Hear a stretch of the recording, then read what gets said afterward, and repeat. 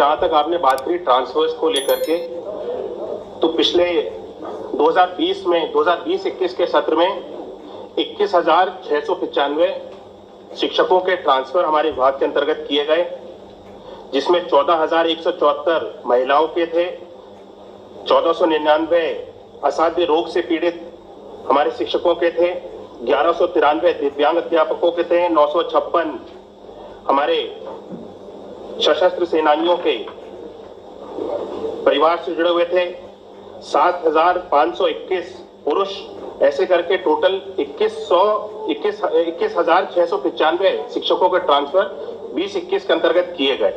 और इस वर्ष भी हम सब लोगों ने इसकी एक व्यवस्था बनाई है, पॉलिसी बनाई है। पॉलिसी के आधार पे माननीय मुख्यमंत्री जी से जिस तरह से इसकी स्वीकृति मिलेगी, उसके अनुसार जो शिक्षकों के स्थानांतरण के संबंध में जो भी आदेश जारी होने हैं, माननीय मुख्यमंत्री जी के निर्देश अनुसार इस वर्ष भी हम लोग इस कार्रवाई को चलाएंगे।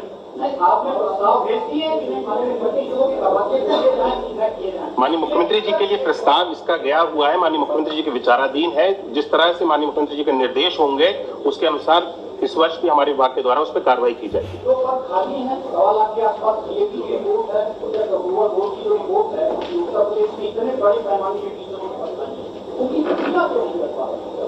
इस वर्ष हम सब लोग शिक्षकों को, पहले शिक्षकों के समायोजन पे हम सब लोग फोकस कर रहे हैं, क्योंकि शिक्षकों का जो अनुपात है, पहले एक बार हमारे शिक्षकों का अनुपात बराबर हो, सारी जो वास्तविक स्थिति है उसको देखते हुए आगे अगर इस तरह की कोई स्थिति निकल करके आती है कि शिक्षकों की और हमको आवश्यकता है, तो उसके अनुसार माननीय मुख्यमंत्री जी के निर्देश अनुसार हम सब लोग शिक्षकों की नियुक्तियों को करने का भी इस पे सरकार के द्वारा विचार किया जाएगा।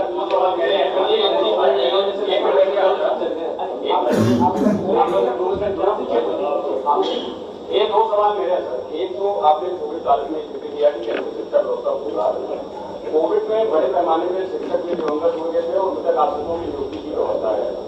उच्च शिक्षण प्राप्त लोगों को आप समूह में भर्तियां दे रहे हैं, क्योंकि समूह में आपके आश्रम पदों को भरे नहीं जा सकते, उसकी पॉलिसी आज तक तय नहीं हो पाई और बड़े पैमाने पर शिक्षकों की नियुक्ति नहीं हो पाई। और दूसरा मेरा सवाल यह है कि शहरी और ग्रामीण राज विभाग या कैडर विभाग है, उसके चक्कर में शहरों में बड़े पैमाने पर स्कूलों में शिक्षक नहीं है, कहीं एकल शिक्षकों की मित्रों के भरोसे चल रहे हैं। इन दोनों के लिए क्या मानना? जी सर, जैसा कि मैंने अभी कहा कि शिक्षकों के समायोजन पे जो हम सब लोगों ने इस बार व्यवस्था बनाई है, इसके ऊपर माननीय मुख्यमंत्री जी के जैसे निर्देश प्राप्त होंगे, पहले शिक्षकों का समायोजन किया जाएगा कि शिक्षकों का अनुपात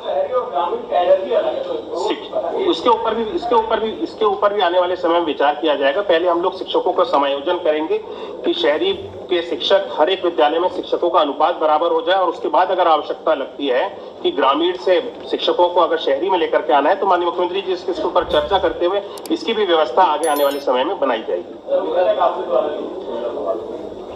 मृतक आश्रित को लेकर के, क्योंकि क्लास 3 के, जैसे कि आपने बोला कि पद इसके लिमिटेड होते हैं क्लास 3 के, और हम सब लोग इसको पदों को सृजित नहीं कर सकते हैं, तो क्लास 4 में इसकी व्यवस्था बनाई गई है कि मृतक आश्रित में अगर कोई पद क्लास 3 का उस जनपद में, उस जिले में वहां पे खाली है, तो उसको वरीयता के आधार पे छोड़ के बाकी विभागों में रिसेंट पदों की व्यवस्था है। आपके यहाँ से भी प्रस्ताव गया था रिसेंट पदों पर भर्ती करने के लिए, बाकी विभागों में है तो इसमें देखिए, जैसा माननीय मंत्री जी ने बताया कि जितने पद हैं हमारे, उनके अगेंस्ट तो हम लोग नियुक्तियां करते हैं, लेकिन उसके अभी क्लास 3 के पद हमारे पास नहीं है, इसलिए उन पे हम नियुक्ति नहीं कर रहे हैं, लेकिन क्लास 4 में हम कर रहे हैं। दिक्कत ये आती है कि बहुत सारे बच्चे ज़्यादा क्वालिफाइड हैं, उनके लिए ये व्यवस्था है कि अगर वो टीचर की क्वालिफिकेशन कर लेते हैं तो हम उनको एज सहायक अध्यापक अपने यहाँ नियुक्त करते हैं। तो ये दो हैं, ये परिषदीय पद हैं, इनमें अभी हम लोग अधिसंख्य पदों पे नियुक्ति नहीं कर रहे। सारे सरकारी कर्मचारियों की सुविधाएं तो परिषदीय और सारे तो लागू होते हैं, लेकिन सुविधाएं तो परिषदीय के लिए अलग व्यवस्था। अब देखिए, आज की व्यवस्था तो यही है, नियमों के अधीन ही होता है।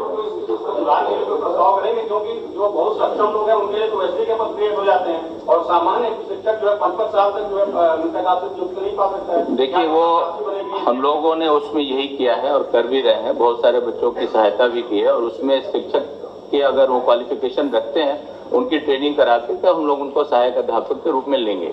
ये एक व्यवस्था बन सकती है। सर, कुछ प्राथमिक विद्यालयों में आधारों के पास स्ट्रेंथ है, उसके बाद भी जो है अभी तक कोई भी पदोन्नति प्रक्रिया नहीं अभी तक संचालित हुई है। 7 साल हो गए हैं, 7 सालों से कोई पदोन्नति नहीं हुई है। इसके विषय में क्या कब से हम प्रारंभ करेंगे?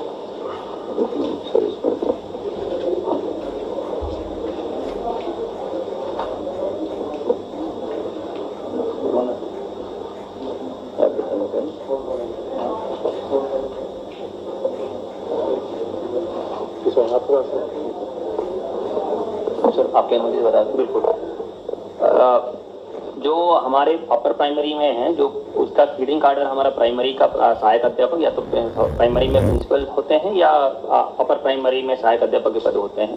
तो इसमें काफी सालों से कोर्ट में केसेस चल रहे थे और अभी उसमें हम लोगों ने दृढ़ता से पैरवी की और उसके बाद अभी हम लोग पॉलिसी बना रहे हैं और अतिशीघ्र इसको कार्रवाई को पूर्ण करने के लिए पूरा प्रयास करें।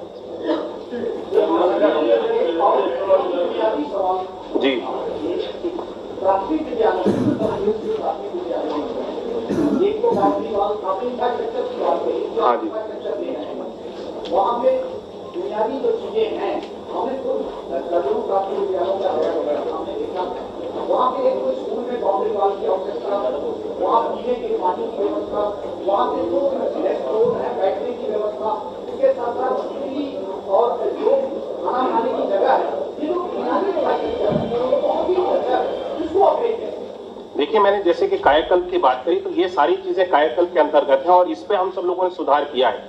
और आप अगर जी 19 पैरामीटर्स हैं डिफरेंट, उसके अंतर्गत ये सारी चीजें आपने बताई, ये सारी चीजें उसमें हम सब लोगों ने ली हुई हैं। और मैंने जैसे कि आपको बताया कि 85% तक अब आप वर्तमान की स्थिति को अगर जाकर के देखेंगे तो आप शायद अगर अभी जो जिक्र कर रहे हैं कुछ समय पहले की स्थिति होगी, अगर आप वर्तमान स्थिति को जाकर के देखेंगे तो इस तरह की कहीं पर भी अब स्थिति देखने को नहीं मिलती है। 19 पैरामीटर्स में 85% ओवरऑल मैं बताऊंगा कि हम सब लोगों ने काम पूरा कर लिया है।